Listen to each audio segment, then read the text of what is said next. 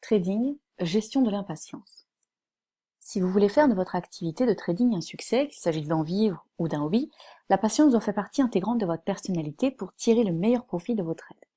D'abord parce que la patience peut vous aider à ne pas surtrader, et donc à bien attendre que l'ensemble de vos paramètres pour entrer en position se manifestent, et ensuite pour ne pas couper vos gains trop tôt par exemple.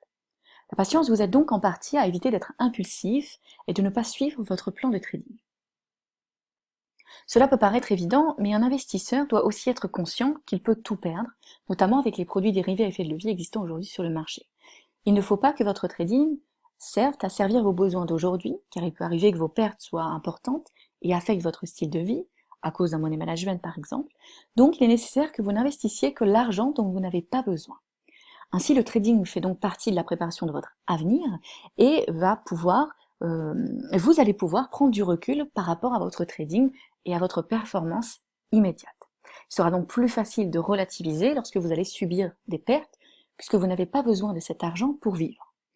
Une perte devrait être considérée comme une perte parmi les très nombreuses transactions que vous allez effectuer, et non comme une frustration, bien parce que vous avez besoin de cet argent pour vous nourrir, par exemple. Vous pouvez donc être patient jusqu'au prochain trade gagnant, vous pouvez donc prendre votre temps, prendre le temps d'être performant, c'est-à-dire de bien respecter votre stratégie en fonction de votre money management. Alors, comment faire face à votre impatience pour augmenter vos performances? D'abord, être honnête. L'une des premières choses à faire est d'être honnête avec vous-même et de reconnaître les moments où vous tradez avec impulsivité comme s'il s'agissait d'un jeu, les moments où vous ne respectez plus votre plan de trading, les moments où vous réagissez mal aux pertes, les moments où votre besoin de gagner devient si grand que vous n'agissez plus selon votre plan de trading. Voilà. Il faut reconnaître ces moments. Et reconnaître ces moments, c'est déjà savoir où est-ce que vous devez commencer pour améliorer votre patience afin de rendre votre travail de trading plus efficace et plus performant. Puisqu'en trading, ce qui est facile à faire est certainement la mauvaise chose à faire. Donc, il faut reconnaître les moments où l'on manque de patience. Prendre de la distance.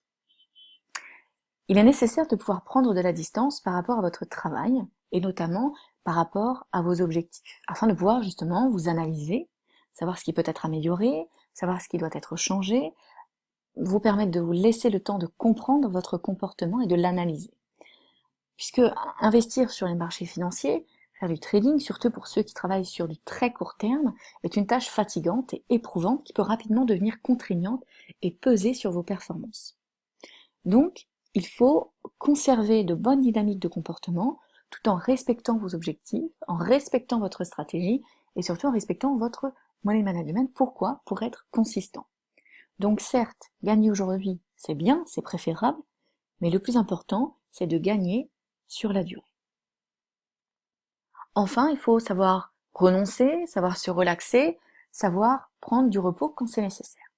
Donc, maintenant que vous savez reconnaître les moments où l'impatience vous gagne et vous empêche donc d'être régulier, d'être constant dans vos performances, vous pouvez agir avant qu'il ne soit trop tard. Arrêtez de trader et passer à autre chose. Il est nécessaire que vous soyez dans le bon état d'esprit psychologique, dans le bon environnement émotionnel pour être performant dans vos trades. Parce que si vous êtes fatigué, si vous êtes énervé, si vous êtes malade par exemple, vous n'aurez pas les mêmes forces pour résister aux comportements parasites qui vont venir polluer votre trading. Donc lorsque vous vous sentirez plus serein, moins enclin aux émotions nocives, vous pouvez recommencer à trader avec la ferme intention d'être patient. Et de savoir que, ok, maintenant je vais attendre que les paramètres que j'ai déterminés dans mon plan de trading, que tous ces paramètres répondent à ma stratégie avant d'entrer en position. Donc il est nécessaire de faire des pauses régulièrement lorsque vous tradez, puisque le trading mobilise beaucoup de ressources personnelles de concentration. Donc voilà, il faut parfois savoir renoncer, car vos décisions ne doivent pas être dictées par un comportement irrationnel.